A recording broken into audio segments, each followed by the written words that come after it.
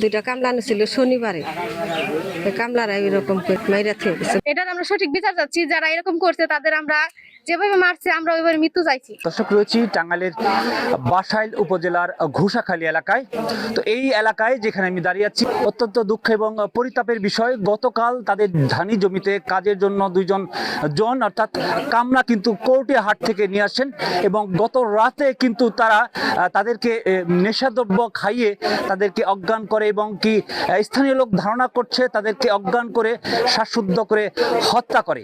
গতকাল রাতে আমি যখন দীর্ঘ সময় ফোন চালাইতো রাতে, তো কালকে রাতে আমি এই জায়গায় আর কি ফোন চালাইতেছিলাম রাত প্রায় 2টা, 3:30, 2:30টার দিকে আর কি। তো তারা তখন আর কি একটু পর পর দরজা জানলা খুলে খুলে আমাকে দেখতেছিল যে আমি ভিতরে যাই কি না যাই। তারা বাথরুমে যাইতো একটু পর পর 3-4 বার আর কি। যাওয়ার পরে আমি জিজ্ঞেস করছি যে ভাই কোনো সমস্যা হয়েছে, যে আপনারা এতবার বাইরে যাইতেছেন। তো তখন সে আমাকে বললে যে আমার পেটে সমস্যা হয়েছে, তো তা আমি একটু বাথরুমে যাইতেছি আর কি। পরে আমি বলছি যে তাহলে ওষুধ নেন, ভালো হয়ে যাবে, এত বাইরে যাওয়া তো ঠিক না। তারপরে সে বলছে যে না সমস্যা নেই, আমি ওষুধ নিছি, এখন আমার ঠিক হয়ে যাবে, আমি আর বের হবো না। তারপর আমি ওইভাবে কোনো কিছু বলি নাই, আমি আমার মতো ঘুমিয়ে গেছি।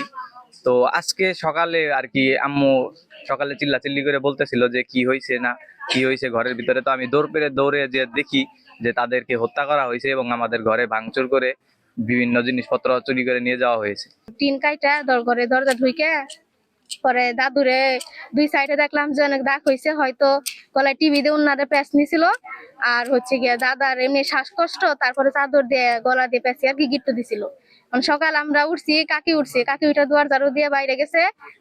ওনারা তো নামাজ পড়ে প্রতিদিন সকাল উঠে, নামাজ পড়ে নাই তো ডাকছে, তখন উত্তর দেয় নাই। তারপর ওই সাইডে গেছে, দেখে দরজা খোলা, দেখে ঘরে সবকিছু ভাঙাচোরা ফালিয়ে রাখছে। ওনারা দুইজন 2 সাইডে শুয়ে শক্ত হয়ে আছে। পরে কাকি আবার আমাদের ডাক দিছে, পর আমরা আসছি। আসার পরে দেখি যে এরকম অবস্থা, দাদুর গলায় অনেক শক্ত করে উন্না পেছানো ছিল, আর দাদা ওই চাদর দিয়ে গিট্টু দেওয়া ছিল। পরে খুইলে সবাই আর কি নিয়ে গেছে। এটার আমরা সঠিক বিচার চাচ্ছি, যারা এরকম করছে তাদের আমরা যেভাবে মারছে আমরা ওইভাবে মৃত্যু চাইছি। অত্যন্ত দুঃখের বিষয়, আমরা সমাজবাসী ভোর নামাজ পড়ে আসার সময় আমরা শুনতে পাইলাম যে আমাদেরই গ্রামে 2জন মুরব্বী গতকালকে কোরটা থেকে 2জন কামলা কাজের জন্য নিয়ে আসার পরে তাদেরকে রাত্রে তাদের ওই বারান্দাতে রুমে থাকার জন্য ব্যবস্থা করে দেয়। তারা রাত্রে ওখানে থাকে, তাদের মনের ভিতরে এইরকম একটা অভিসন্ধি ছিল, তা তো আমাদের জানা ছিল না। হয়তো রাত্রে তারা এরকম 2জন মুরব্বী ঠান্ডা শিকদার তাকে এবং তার স্ত্রীকে শ্বাসরুদ্ধ করে তাকে হত্যা করা হয়। আমরা এটা শুনতে পারি সকালবেলা। আমার কথা হলো যে কামলা, আমরা তো এই গ্রামের মানুষ কামলা আনে, অনেক কিছু আনার পরে তাদেরকে কোনো আমরা পরিচয়পত্র বা কোনো কিছু এটা আমরা করি না, স্বাভাবিকভাবে তারা কাম করে চলে যায়।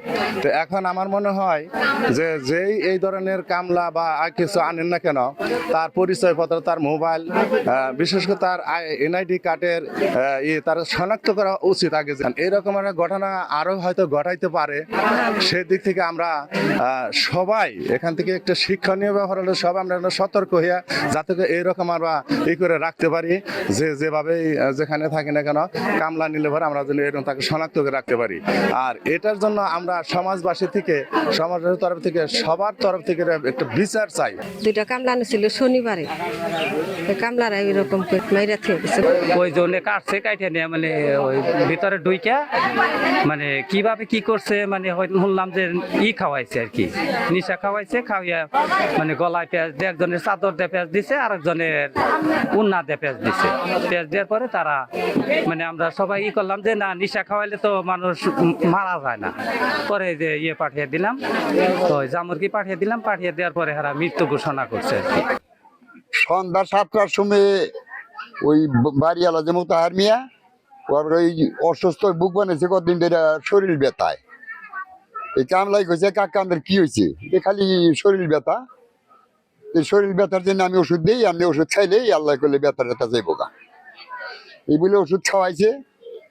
আবার ওর মায়েরও শরীর ব্যথা, সে মায়েও কইছে যে আমারও ব্যথা, তারও দিছে ওষুধ, কিন্তু মায় খায় নাই। ওই বাড়িওয়ালা খাইছে আর কি, মোতাহার মিয়া খাইছে। খাওয়া দাওয়ার পরে মাথা জিম ধরছে, আমার একটু ঘুমের ভাব হয়। তাতে কামলাই কইছে যে ঘুমান কাম নেই, ঘুমাইলে অসুবিধা নাই, বেতার কথা যাইব কাজে ওষুধ খাওয়িয়ে দিছি। এই ঘুমের অবস্থা এই অবস্থায় রয়েছে। রাত্রে কয়টার দিকে মানে ওই বারিন্দের দরজা টিন কাইটে দরজা খুলছে, দরজা খুইলা ঘরের ভিতরে গেছে। তখন ওর মায়ের গলায় আমরা দেখলাম সকাল 7টা নামাজ পড়ে উঠে, অন্যান্য দিন নামাজ পড়ে ওঠে না। পরে সবাই চাপছে, চাপার পরে দেখে যে মানে টিন কাটা ওই দরজার, ওই টিন কেটে দরজা খুলছে।